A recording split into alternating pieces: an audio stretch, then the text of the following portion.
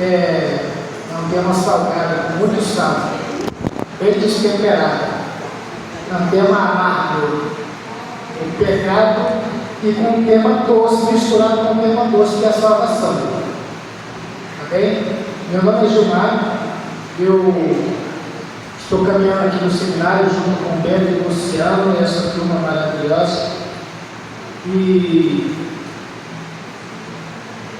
minha patroa está em casa hoje, que mais tarde a gente tem outra missão. Já tivemos uma missão de manhã, e minha bebê está em casa com a minha patroa, tá bem? Está Ciana e quer daqui a pouco. Antes de entrar no tema pecado e salvação, eu quero só recordar uma coisa que foi falada na primeira semana. O Betinho trouxe um tema, a introdução do seminário, falando sobre a Santa Helena Guerra, essa Santa Senhora que está na imagem aqui.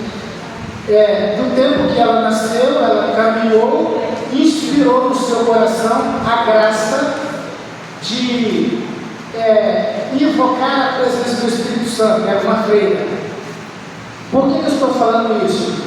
Porque nesse tempo a igreja está celebrando algo emblemático e que a gente precisa ter olhos para isso, tá? Santa Helena Guerra, ela escreveu para o Papa 14 cartas, e nessas cartas, das cartas que ela escreveu, também gerou-se o livro Escritos de Fogo, e ela fala uma frase: invoquemos o Espírito Santo, ou melhor, aproximemos-nos do Espírito Santo, para que o Espírito Santo se aproxime de nós. Fala de Santa Helena Guerra. E quando ela escreveu para o Papa, na época, abriu a novena de Pentecostes, que não havia na igreja. E abrindo a novena de Pentecostes, ele concede indulgência plenária a toda a igreja que fizesse a novena de Pentecostes. Estamos chegando, estamos após a Páscoa, e daqui a alguns dias é Pentecostes. E o Papa fez isso. No século que a gente viveu, de 1900 a 1999, virando o século para 2000, a gente experimentou isso, fora as crianças que estão aqui, que nasceram agora esses dias, né? Aquele século, o Papa consagrou ao Espírito Santo, fez a consagração, a sabedoria do Papa. Eu vou consagrar, todo o século, se ele consagrasse a igreja, quem estivesse fora da igreja não contemplaria essa graça. Então o Papa consagrou o século inteiro. Tudo que nascer, tudo que viver, tudo que respirar, tudo que andar aqui nessa terra será consagrado ao Espírito Santo. Em 100 anos. E logo ele vem a falecer em 2014. Quem é esse Papa? Alguém sabe? Quem sabe quem foi esse Papa? Leão XIII.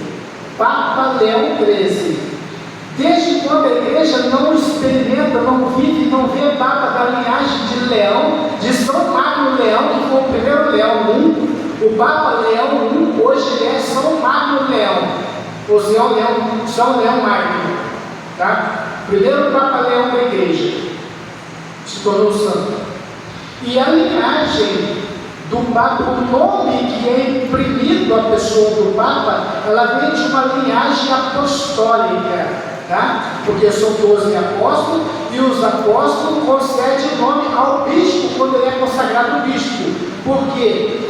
O bispo tem um anel, e aquele anel é concedido a ele, que era também da mesma linhagem de Paulo, de Pedro, de João, de Mateus. Esses apóstolos seguiram Jesus, então cada um deles tinha um anel, e o bispo que consagrou aquele bispo, ele vai seguir então a linhagem filial daquele bispo até chegar, suponho eu, até João, que foi o último apóstolo que morreu com 80 e tantos anos, que escreveu o Apocalipse.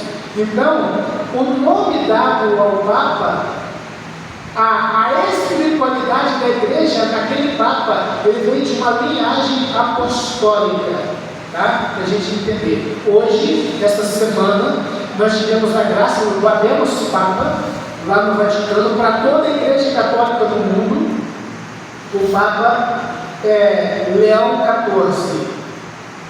Alguns maldizentes por aí, vou tirar aqui para cortar o nome da raiz. Alguns maldizentes por aí que dizem que agora que abriu a besta fera, que tal, que 7 mais 7 dá 14, e o Papa tem o nome de leão, que é uma fera feroz, um bicho lá. Tira isso da tua cabeça se alguém colocou isso, porque o nome do Papa ele vem de uma linhagem apostólica. Tá? Então, quando ele é eleito, pela linhagem apostólica daquele Papa eleito, já acende lá no computador com toda a informação que já existe a respeito dele, que o nome dele será esse, e ele seria sucessor de nome de Leão XIII, sucessor apostólico de Papa Francisco. Na verdade, ele é o sucessor de Pedro, que repete sempre dentro da igreja. Para tirar todo o nosso medo, de tanta coisa que a gente escuta dentro da igreja, tem uma palavra de Jesus que fala que as portas dos infernos nunca prevalecerão contra ela. Aconteça o que acontecer, haja o que haja. Haja o que haja, aconteça o que acontecer. Você pode ver tudo de gente fazendo escândalo no escândalo, falar de escândalo escandaloso. Vou falar aqui de pecado, vou falar de escândalo. Nós somos a igreja santa e pecadora. Nós somos pecadores porque nós caminhamos ainda aqui na terra. E a igreja é santa porque ela é guiada por Jesus, por uma cabeça apostólica que está lá no Vaticano hoje, que é Papa Leão XIV. A igreja é santa porque nós buscamos santidade. Nós temos 3 igrejas: a igreja militante, a igreja triunfante e a igreja padecente. E nessas 3 igrejas, a igreja padecente é aquela que está no purgatório, a triunfante é aquela que já estão no céu, e a militante somos nós que estamos aqui lutando pela santidade. Amém? Vamos ao tema propriamente dito: o pecado. Se falar de escândalo, quando surgir escândalo na igreja, você coloca na sua mente, na sua alma, no seu coração: eu estou na igreja que escandalizou escancaradamente, mas a igreja é santa, aquela igreja guiada por Cristo, e Jesus que fundou a igreja disse que as portas do inferno não prevalecerão contra ela. Amém? Amém. Essa é a palavra mais viva para guiar a sua igreja onde estiver, agarrar com ela e não largar nunca. E vamos seguir assim. Porém, para eu falar do pecado, eu tenho que pegar uma ponta daquilo que o Guilherme falou na semana passada, que é o amor. O homem foi criado, prepara o seu coração para você ver o que Deus vai falar contigo. O homem foi criado à sua imagem e semelhança. É isso que a gente aprendeu lá na catequese? Vamos criar a imagem e semelhança de Deus. A perfeição, a beleza, a proximidade, a amizade, o encontro, o contemplar. O homem e a mulher foi feito e vivia ali naquela graça plena de contemplar a face do Senhor, a amizade com o Senhor, viver nos favores do Senhor, viver olhando no olho do Senhor, abraçando, se beijando, a Trindade Santa. Abra sua Bíblia lá no Gênesis capítulo 2.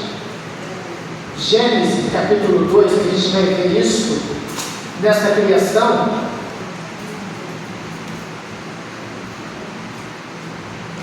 E quando o homem quando ele foi criado, ele foi colocado no paraíso. Quem mora aqui no paraíso? Quem mora no paraíso? Eu estou pelejando, mas não consigo, não estou. Ouvi dizer, tem uma música dele, ouvi dizer que existe um paraíso na terra. Está difícil, porque o paraíso, né? Tem nada a ver com coisa nenhuma. Mas quando éramos na pessoa de Adão, quando estava eu e você lá em Adão, no DNA, Adão vivia no paraíso, e todo dia de tardinha ele tinha uma conversa amigável com o Senhor. Estávamos lá. Mas abre aí Gênesis capítulo 2, no versículo 4. Capítulo 2, versículo 4. A gente vai ver o que o Senhor fala conosco aqui, para a gente prosseguir. Capítulo 4b, tá? Que é o paraíso. No título aí está escrito o paraíso.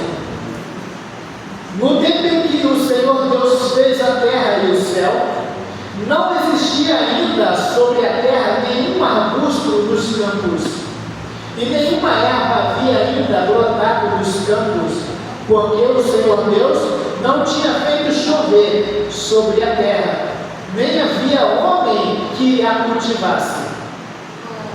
Mas subia da terra um vapor que regava toda a sua superfície. O Senhor Deus formou, pois, o homem do barro, que é do barro da terra, e inspirou-lhes nas narinas um sopro de vida, e o homem se tornou um ser vivente. Palavra do Senhor.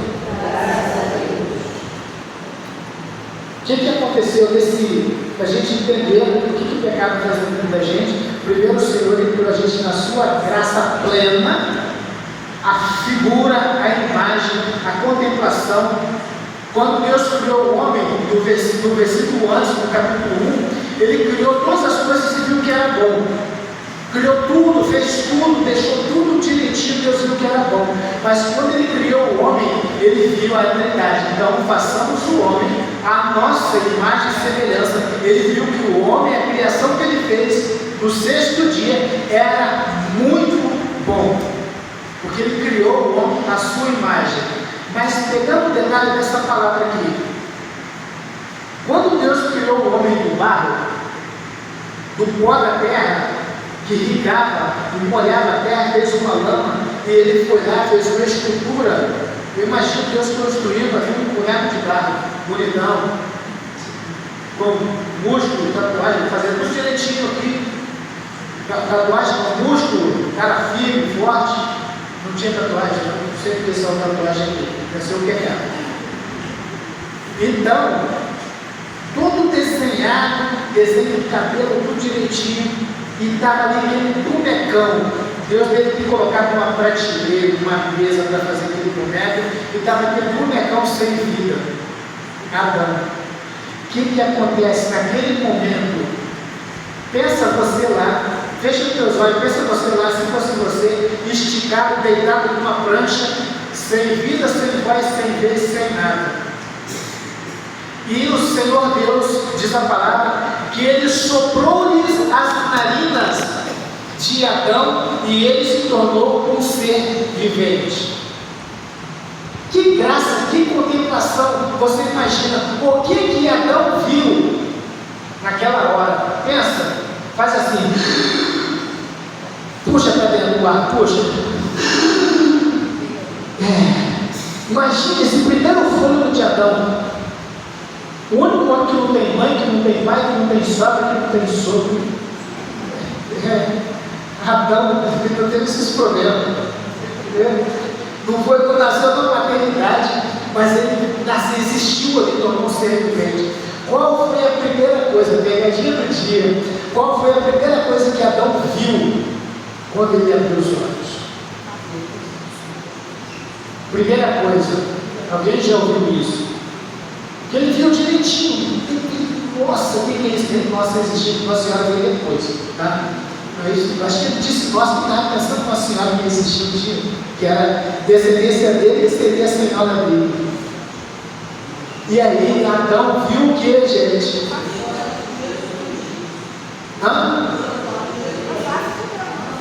Eles eram a imagem do Senhor, ele viu a boca de Deus saindo de cima das suas narinas, de sua boca. Pensa uma pessoa quando está desfalecida, fazer respiração boca a boca. Foi isso que Deus fez. O beijo de amor deu vida a Adão. Primeira coisa que Adão viu foi a boca do Senhor saindo de cima dele. Que ele chegou, o Senhor foi lá e Adão deu aquele suspiro. Tudo que era aquele boneco ali passou a ter vida, as células começaram a funcionar, começou tudo a movimentar, coração batendo, mexendo, os cabelos tudo bonitão. Adão levantou e vendo Deus, ele contemplando Deus, Deus contemplando ele, o amor olhando para a sua criatura e ele adorando e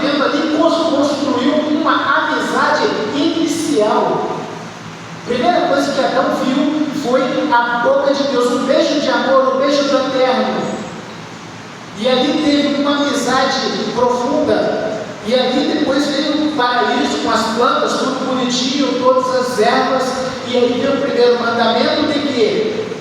Olha, tudo que tem aqui nesse jardim, tu pode servir de alimento. Tudo que tem no jardim. Mas vem cá, vou te mostrar uma coisa, meu cara. Está vendo essa árvore aqui, que é da ciência do bem e do mal? Não comas dela. Porque no dia que dela comer, morrerás. O Bentinho cantava aqui no pecado, faz morrer. No dia que você comer dessa aqui, e ele já estava na amizade com o Senhor já há vários anos. Então as coisas foram acontecendo. Não foi assim, de acordo com o que a gente lê no Gênesis, que foi logo depois aconteceu. As coisas foram acontecendo ao longo de uma vida de Adão. E depois que Deus deu um sono a Adão e criou a Eva, a vida do casal foi vivendo no jardim do Éden. Até que um dia me aparece lá a pessoa de Adão, da Eva na verdade, que estava desapercebida. A serpente, que diz, a serpente era a mais astuta de todos os outros animais. A astúcia, na interpretação, vai dizer que a astúcia é despido, é nu, é sem a graça, sem nada. Então, a serpente oferece o alimento da perdição, da enganação para Eva, seduz a Eva come o fruto, e depois que ela viu que é bom para abrir a inteligência, abrir os olhos, oferece para Adão come o fruto e abre os olhos e percebe que estava nu. Por que ele percebeu que estava nu? Porque na verdade ele tinha toda a vestimenta de Deus, ele tinha graça, ele tinha liberdade com o Senhor. E a partir do momento da desobediência da Eva, e Adão então deveria ser um tolo, porque ele deixa a Eva comer sozinho, mas o pecado entrou no mundo. A Eva na costela do Adão, ela é um pedacinho pequenininho dentro de um Adão, que foi o Adão que viu a boca de Deus sair de cima dele. E Deus cria Eva, coloca do lado de Adão. Ele poderia ter falado por ela, aquela árvore do jardim lá, não come não, de jeito que Eva sabia. Mas quando o pecado corrompeu na Eva, corrompeu logo no Adão, porque corrompe a humanidade. Aí começam a surgir as consequências desses pecados. O que aconteceu lá na catequese com a Eva e Adão, quando depois que eles pecaram, eles descobriram que estava nu e de repente fugiram da presença de Deus? Era isso? Lembra disso na catequese? Lembra disso em uma pregação? O Senhor, olha o que acontecia com Adão e Eva. Toda tarde o Senhor, ele ia no jardim conversar com Adão, transmitir amor para Adão e para Eva.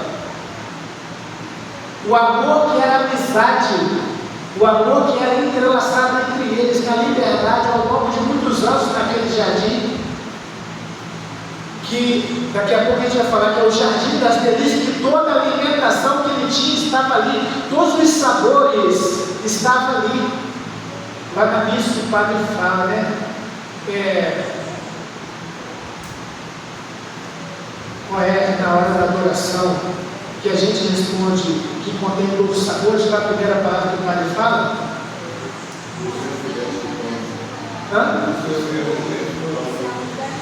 Dos ramos destes o pão e a Assembleia, que contém todos os sabores. Lá no jardim tinha todos os sabores, toda a revestimenta, toda a aproximação. Quando o Pai chegava em Adão, chegava também o Filho e o Espírito Santo. Depois do pecado, Adão, o Senhor chega na tarde daquele dia e começa a procurar Adão. Adão não estava. Ele começa: Adão, Adão, onde estás? Aí Adão veio trêmulo e lá escondido: olha, estou aqui, estou na moita. Mas o que você está fazendo aí? Não, eu vi que o Senhor estava vindo porque eu vi que eu estava nu e eu me escondi. Quem te revelou, Adão, que estavas nu? Por acaso comeste do fruto que eu havia proibido de comer? E Adão não, foi a Eva. Então começou a gerar uma ruptura da amizade, a família começou a romper, o pecado começou a entrar na família, a desconfiança, e o pior de tudo, aquele amor próximo, o amor de Deus na pessoa do pecador, ele começa a se tornar ameaçador, porque se o amor vem vindo, por que eu tenho que me esconder?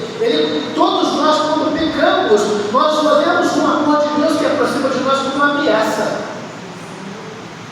O amor chega, a gente se constrói, a gente não quer estar perto, a gente quer estar distante do Senhor. O pecado, ele nos corrompe e nos leva a entender aquilo que é misericórdia como ameaça. E a gente foge da presença do Senhor. Como consequência, o que acontece com o homem depois que ele peca?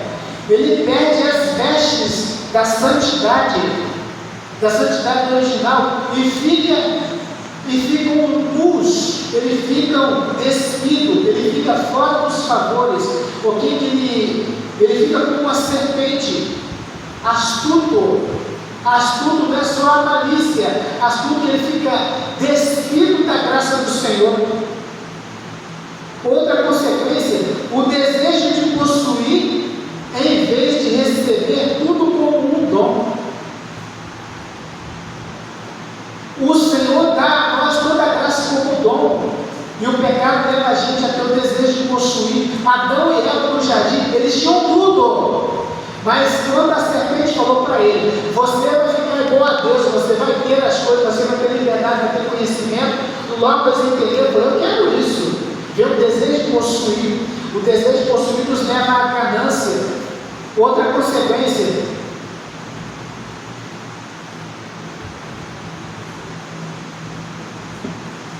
eu já disse isso aqui, mas vamos ver para dizer o que eles escondem-se por medo, perderam a visão da paternidade divina e passaram a tratar como inimigo de Deus, a tratar a si mesmo como inimigo de Deus. Na visão turva, o pai se tornou o patrão e, consequentemente, os filhos se tornaram empregados. O amor se tornou uma ameaça e por isso eles se esconderam. Outra consequência ruim é medo como sinal de desconfiança. Quando a gente tem medo de Deus, afasta de Deus. Quanto mais o pecado corrompe a vida humana, mais distante o homem fica de Deus. A visão distorcida sobre si e sobre Deus. Acreditam que haviam sido criados cegos. Olha só que absurdo. Porque Adão, quem acredita que Adão não enxergava quando ele foi criado por Deus? Olha o que a serpente fez, que desgraça é o diabo. Olha, isso aqui é bom para abrir os olhos e a inteligência, coma.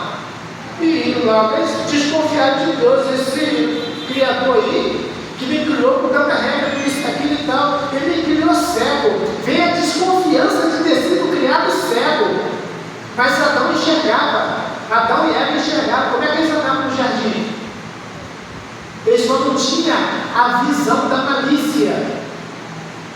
Porque eles eram mundo, não havia necessidade de se vestir e tal, estavam muito diante do pedaço, não tinha mais ninguém no mundo, só estavam os dois ali. Então, imagina você casado, você e seu marido dentro de casa, você e sua esposa dentro de casa, nosso marido. Vão se esconder de quê? Assim vivia Adão e Eva no jardim. E mesmo depois que eles pecaram, eles se envergonharam entre si. A coisa é ruim, dá uma consequência, começou a colocar essa ruptura entre o casal.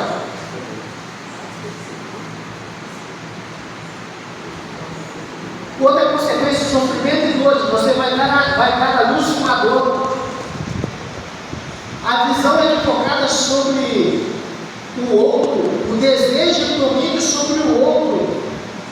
O desequilíbrio da natureza, já começou o desequilíbrio da natureza, que eles mesmos romperam as folhas de palmeira, que não era para existir, para tecer roupa para A morte é a consequência do pecado. Perder o lugar protegido, guardado. Fomos expulsos do jardim da intimidade com Deus. As brigas, as rixas, os ciúmes, os assassinatos, o filho mais velho matou Abel. A deslealdade, a mentira, assassinato, o ressentimento, tudo aí é consequência de um pecado, qualquer que seja. O desequilíbrio em todas as áreas, emocional, psíquica, moral e física. O pecado nos leva a toda essa consequência. E quando Adão ele é expulso do jardim, e a Eva também, não precisa pensar que depois que eles foram colocados no jardim, foram colocados 2 anjos, que está lá em Gênesis capítulo 3, no versículo 21, que Deus fez, expulsou do jardim e colocou 2 anjos guardando a porta do jardim do Éden, para que ele não entrasse e comesse o fruto da vida, porque ele já tinha comido o fruto do pecado, ele não podia comer o fruto da vida. Se eles comessem o fruto da vida, eles viveriam eternamente e aí não haveria mais salvação. Então, o amor do Senhor é tão profundo que ele não desistiu da humanidade, ele não desistiu de nós. Ele foi à busca de Adão no jardim. Adão disse que apelar a Deus, e Deus falou toda a consequência que ele sofreria, e depois ele expulsa Adão do jardim das delícias, que tinha todos os sabores, e o fruto da árvore da vida. Lá na Canção Nova a gente ouvia uma música que dizia: árvore da vida, que é o próprio Jesus, que Cristo levou sobre si todas as nossas dores. Ele é a árvore da vida, ele é quem produz o fruto da vida, é ele que foi proibido por Deus de Adão lançar a mão e comer. Jesus estava lá no jardim também. E aí o Senhor ele promete, então, eu preciso resgatar o ser humano porque eu os amo, e aí vem a salvação. Precisamos de alcançar a salvação em Cristo Jesus. Jesus é o Salvador. Deixa eu passar uns pontos aqui para você desse Cristo Salvador.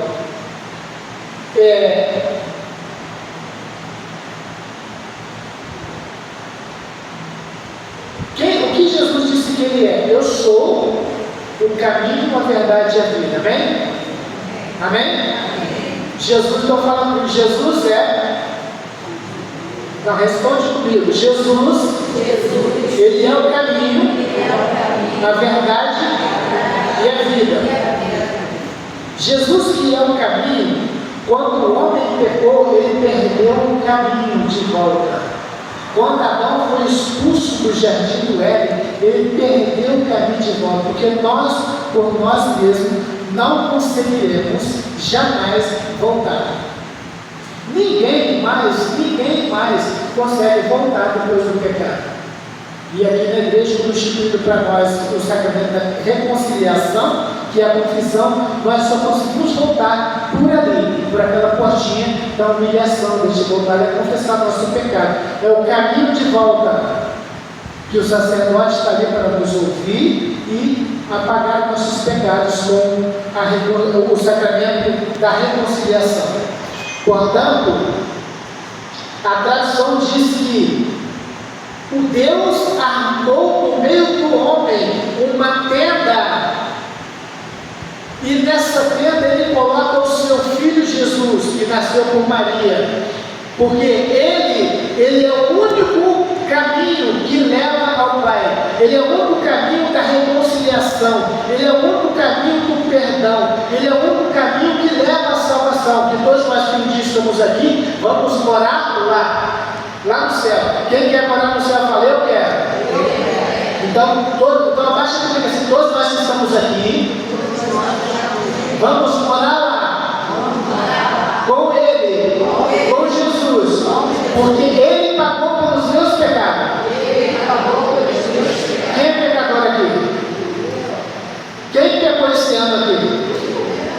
Jesus pagou por esse teu pecado, amém? Amém? Jesus pagou pelo teu pecado. Então por isso, baixa de novo. Eu que sou daqui, eu vou morar lá com Jesus, porque Ele me resgatou. Por que Ele fez para resgatar? Ele armou uma tenda no meio da humanidade. A teologia vai dizer isso. E nessa tenda, Ele levou todos nós para ficar debaixo da tenda junto com Ele.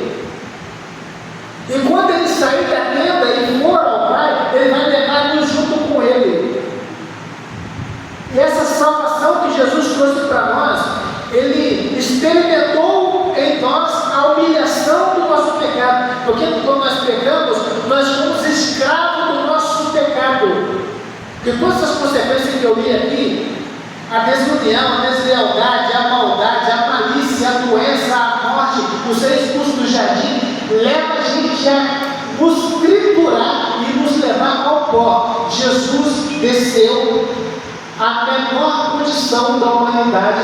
Ele sofreu toda a consequência do pecado humano ao ponto dele, e o Senhor, o primogênito de Deus, o primeiro entre os mortos, aquele primeiro que ressuscitou depois da morte,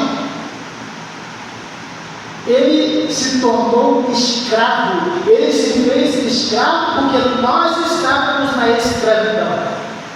Jesus, ele desceu.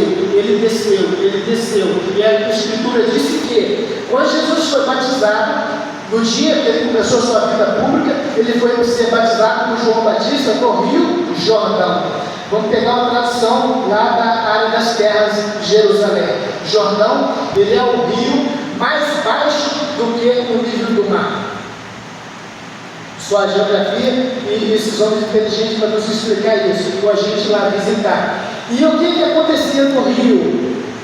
Ali estava toda a pior imundície que podia acontecer, estava no Rio Jordão. Então ele desceu até o Rio Jordão para ser lavado naquelas águas onde aconteceriam todas as imundícies, para igualar ao pior homem que existe, para igualar, para entrou na tenda dos homens. Ele habitou na tenda dos pecadores para resgatar os pecadores para si.